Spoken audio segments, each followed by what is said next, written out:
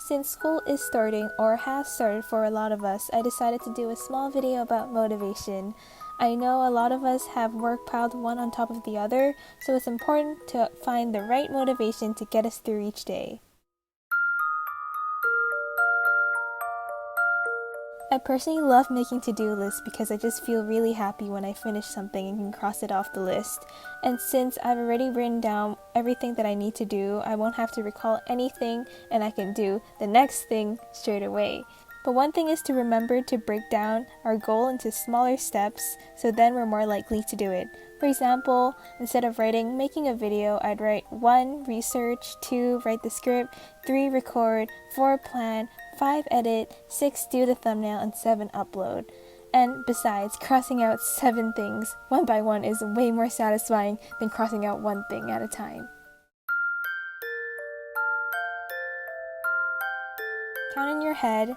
5, 4, 3, 2, 1. Get up. This is because after 5 seconds, our brain will disregard the motive we once had and continue on whatever we're doing, especially if it's procrastinating.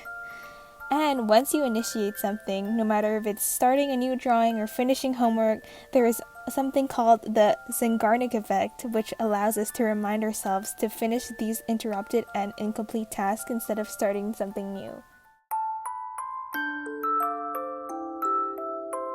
Since we're on the topic of Zengarnik effect, this effect also allows an interruption of a task to be remembered in more detail.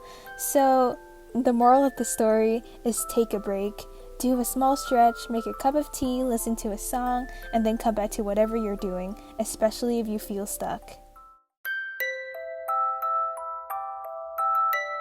If you have trouble staying focused, try downloading or installing apps that can block certain websites so you don't accidentally find your way onto YouTube. If you use a phone often, one of the apps I recommend is called Forest, which plants a tree every time you stay focused by setting a timer.